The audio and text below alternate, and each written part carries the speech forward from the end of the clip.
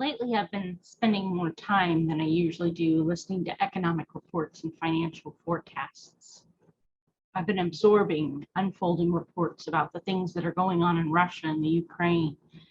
I've been hearing the talk about food shortages and housing crises and gas hikes and out of control inflation. All of it's made me start feeling small and powerless, wondering what I can possibly do to protect my family and the people I love. What can I do to change things? I woke up this morning full of worries and anxiety. My list of to-dos needed to be done was long, and the amount of time I had to get it all done felt small. Finances are tighter than I want them to be, even though I'm still better off than some, and I've been concerned about the future, wondering how best to prepare for the rough times that are coming ahead of us. I wanted to jump right in and get started on my work, but I forced myself to start the day off right and slow down to pray. I'm so glad that I did. I realized in the middle of my prayer that it had been a long time since I'd heard the Lord speaking to me, and that was probably because I'd been rushing through my days without stopping to listen. I asked him to unclog my ears that I might clearly hear his voice speaking, and to remove that which blinds my eyes so that I might see as he does. And here's what the Lord said to me in return. Do you not know that I have been waiting for you these many months? I long to commune with you. Be at peace. A little while longer, and there will be a test. Stay true to me, and I will be with you. Fear nothing. Be at peace. Your prayers have been heard, and each will be answered in due season. I asked him where I should focus my energy and efforts. What matters to him the most right now? He answered me. Take care of the souls I've entrusted to you. Do your best to serve and love each one I give to you. Don't worry about time, for time is mine, and I can multiply it if I see fit. You will have all the time you need to accomplish the work I've given you to do. Be at peace. Do your best. Leave the rest to me. Don't be angered or upset if others seem to waste your time. It's never wasted if you offer up that time to me.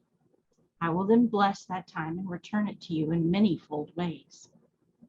Don't worry about the future, for that is my province, and I care for all those who belong to me. Invest your time, money, and energy in the service of others. This is the best way to protect yourself and your household from the tests to come. Those interruptions to your day are my love being sent your way. Thank me for them. Be grateful for them. Blessings hide within them. And immediately I felt at peace. All the worries and the anxieties and the fears I'd been storing up as I tried to take control of a situation that was almost entirely out of my control vanished. I knew exactly what mattered most and how to handle things.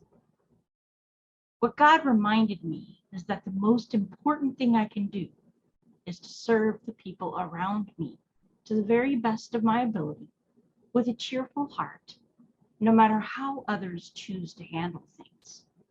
Every time I serve another person with no intention for personal gain, but merely to help them in accomplishing their dreams, I'm sowing the seed of my own future success. Fear tells me to focus on me. Fear tells me I don't have time or money to serve other people. Fear tells me I can't afford to help others. I've got to help myself. But if I give in to fear, I miss out on the opportunities that come from partnering with other people to achieve greater things than I could ever accomplish on my own. By myself, I don't have everything I need to take care of my family. I simply don't. But if I partner with others and we each share the little we have with one another, we will find that there is more than enough for all.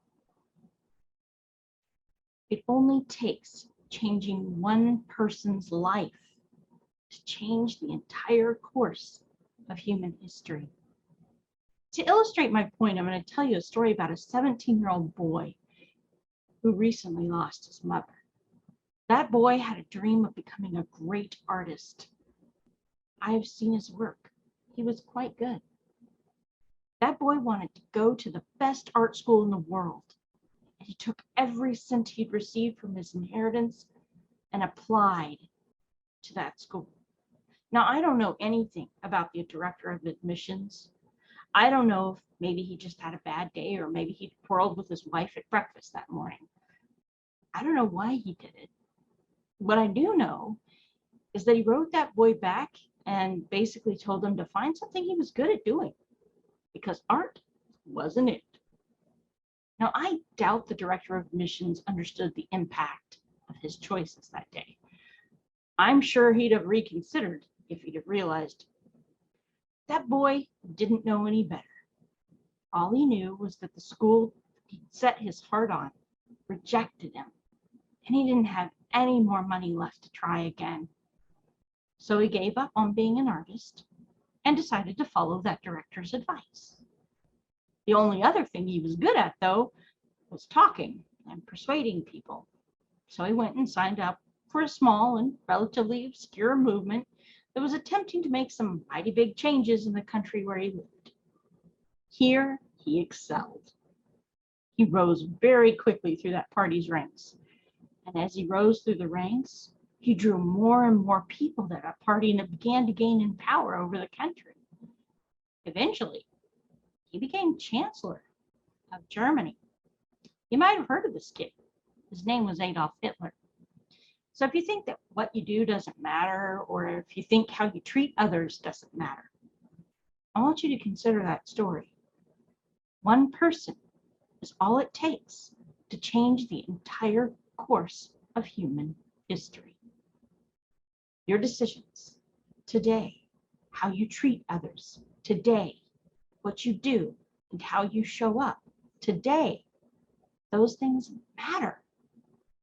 Those things make a difference. Be good to one another. Be kind to one another.